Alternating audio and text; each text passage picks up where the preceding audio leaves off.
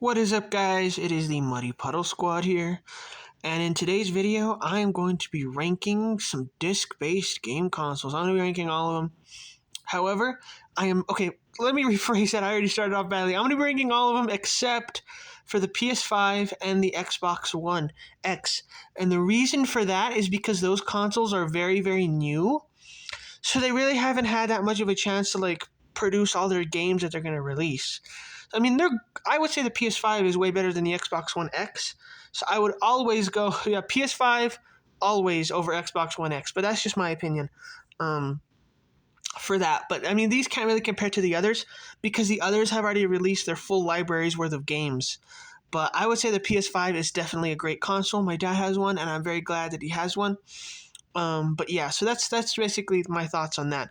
But let's get started into ranking actual disc-based game consoles. So at the bottom of the list here is going to be the Wii U. Now, the reason why I put the Wii U at the very bottom of the list is because a lot of people just thought it was a Wii. I mean, it was not a great console. It really wasn't. It's basically the same thing as a Wii. So basically, you're paying more for a Wii, and there's not that many exclusive games on there. And the only decent exclusive game, in my opinion, that was an exclusive game, in my opinion, was Super Mario 3D Land.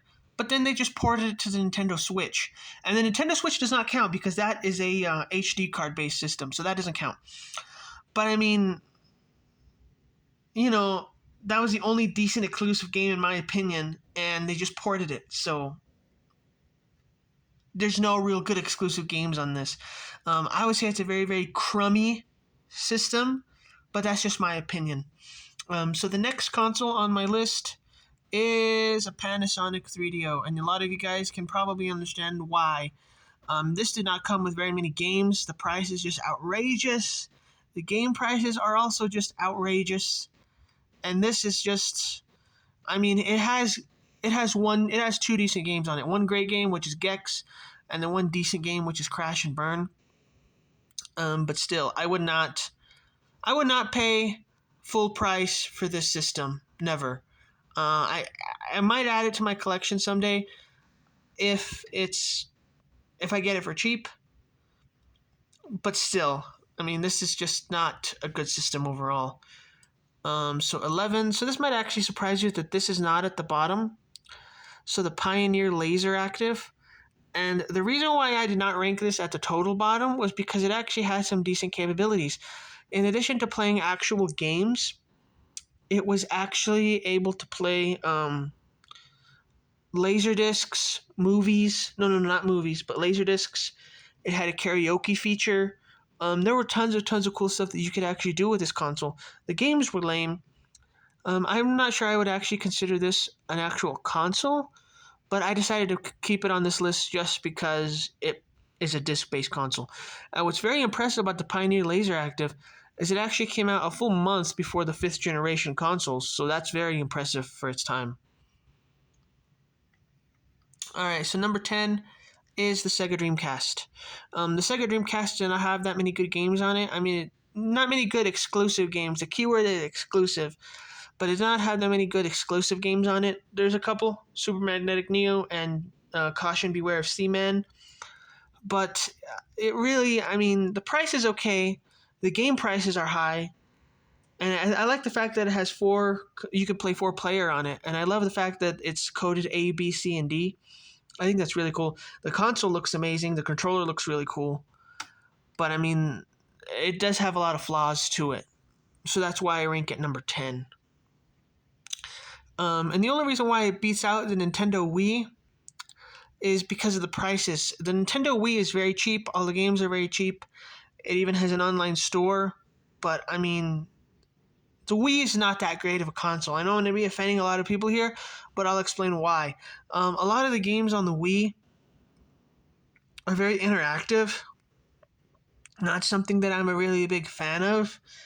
And I mean, when you compare it to what was out at the time, the Xbox 360 and the PS3, I mean, the Nintendo Wii was not as great as those consoles.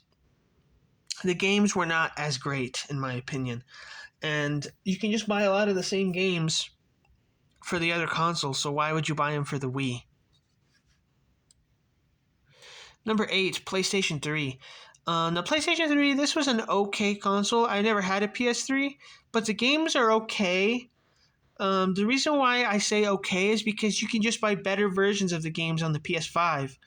I know the PS3, it does have, you know what, I did forget one thing that I will give this console credit for is that it does play PlayStation 1 discs. So I will give it credit for that. But there's problems with overheating. The controllers just look the same. I mean, it's just, there's some issues that I have with this console. And that's why I've never bought one. But the prices are actually very fair, I would say, for this console. Number 7, the Nintendo GameCube. Now, the Nintendo GameCube does have a lot of great games to it. But the only problem with the GameCube is that the games are so expensive. It's not backward compatible. At least I don't think it is. Maybe it is, and I just don't know about it. But it's not backward compatible. At least it is the first disc-based system from Nintendo. I like how the discs are small. I mean, I think that's a really cool feature. I mean, it's just really cool having a little disc. But at the same time, you can't put those discs in like actual cases because they don't fit. And they could get scratched up easily. So, I mean, you have to buy special cases for it. And it's an okay console. I would probably rank the GameCube much higher if the game prices were more fair. But it does have some decent games on it, like Super Mario Sunshine, Luigi's Mansion. Yeah, so I mean, it does have some pretty good games on it. It's just the prices are ridiculous. And the library could have been bigger. Number 6, the Xbox One. So the Xbox One, the only reason why it ranks as high as it does, in my opinion, is because, I mean, it does have some decent games on it, like Ye Child of Light. I mean, it does have Biomutant. I'm pretty sure you could buy Biomutant on the PS5, though. And it just wasn't that great of a console for its time. It's confusing. It's hard to use, in my opinion. I mean, I think that they could have done much better with this console. The design is not that great either, but I mean, we're not really counting design here. And the game prices are, they're a little steep. But it's an okay console. I wouldn't choose to have an Xbox One now that PS5 is out, but I'm glad that I have one. I mean, I don't play it. I just play the games on my dad's PlayStation 5. So there's my thoughts for the Xbox One. Number 5, PlayStation 4. Now, the reason why I put it at number 5 is because you could just buy a lot of the games, you can just play PS4 games on a PS5. So, I mean, PS5 definitely trumps the PlayStation 4. And yeah, it's an okay console. I'm glad that they revised the controller for this console. And there's a lot of good games on it, but same problem. You could just buy them on the PS5. Original Xbox. Now, the original Xbox, I love the console, like the dashboard for the original Xbox. I think it's great. The original Xbox, it's a pretty good console. Now we're getting to like the good consoles. This is a really good console. I'm glad that I bought one. The only problem with it is that it lacks a lot of 3D platformers, which are my favorite kinds of games. It lacks a lot of exclusive. Again, exclusive is the key here. It has a lot of 3D platformers, but you could buy them, again, for a fraction of the price on the PS2. So why would you buy them on the original Xbox? But there are really good exclusive games on here, like Torque Prehistoric Punk, Voodoo Vince, of course, the original Halo and Halo 2. So, I mean, there's lots of good games on here. And that's why I would choose to buy, if I didn't have an original Xbox, I would go out and I would buy one. That's probably one of the top, I mean, I rank it number 4, so I mean, it's a pretty good console. And the prices are very fair for this console. I mean, it has 4 controller ports. I mean, there's not much that's wrong with this console. Number 3, PlayStation 2. So this is the console that I probably played the most growing up.